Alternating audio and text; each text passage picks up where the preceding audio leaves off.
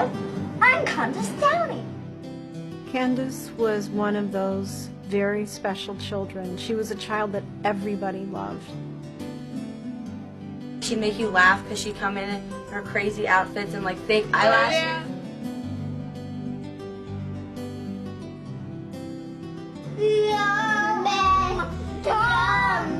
I'd always put on music while I was getting ready for bed, and she used to knock on my wall because her room's right over there, and she'd knock on the wall and tell me to be quiet, and just little things like that.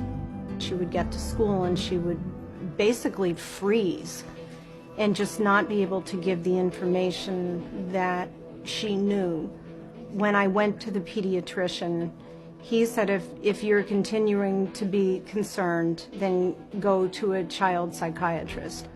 When I took her to the psychiatrist, he immediately placed her on a sample packet of Zoloft from his office. And I was not happy about placing her on medication.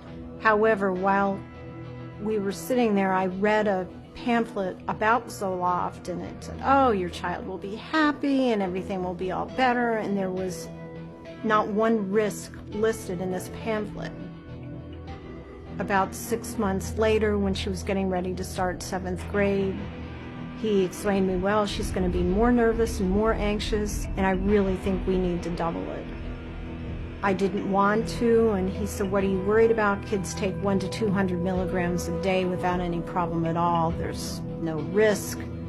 My husband and daughter were both home the day that she died. I'd gone out to have lunch with a friend, but when I left, Candace was curled up in her father's arms and they were laughing, watching Animal Planet. I had no way of knowing that was the last time I'd see her alive. But I went up to her room and I opened the door and she was hanging from the valance of her bed with her knees drawn up. And the first thing I said to my husband is, they've killed her. 12-year-old girls just don't kill themselves.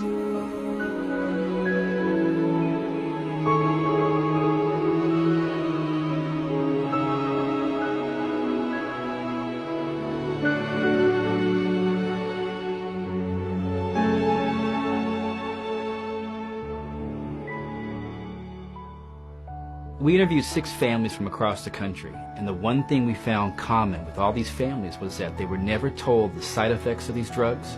They were never told that an antidepressant can cause suicide. Caroline Downey narrated this film as a legacy to Candace and as a warning to others. Just 8 months after my sister died, my parents spoke before the FDA about the dangers of antidepressant drugs. It was then I knew we weren't alone. It was then I knew there were stories to be told. My child deserved to live. I deserved to have my child. My daughter deserved to have a sibling instead of being an only child. No one deserves to go through what I've gone through.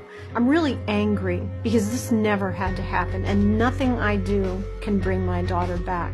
But I'll be damned if I stand by and watch other children die, and I will do whatever it takes. I will go wherever I need to go. I will speak out wherever I can to tell people, don't be fooled. The blood of these children is on your hands. There was nothing that would ever lead me to understand the risks that have been associated over and over again with this particular medication. Well, I'm here to tell you, everyone that I have met that has had a child die in this way is an educated, articulate person who had only the best interests of their child at heart. And as I said at the hearings on Monday, September 13th, our children's blood is on their hands. And I have spent so much time, so many hours working with so many organizations to try and get the word out. Following the testimonies of so many families along with concerned medical professionals, the FDA was forced to bring about historical changes. On October 16, 2004, the FDA issued black box warnings, the strongest warnings that can be issued, demanding the drug companies clearly state antidepressant drugs can cause suicidal thoughts and actual suicide in children and teenagers. People are more aware, much more aware. I have spoken out so much that I have parents now call me and tell me because of Candace their children are alive, or because of Candace they knew what to look for and remove their children from medications. I think she would say, Mommy, I'm really proud of you because you're helping other people. And even in death, Candace continues to help other people and to love other people and help them get through things.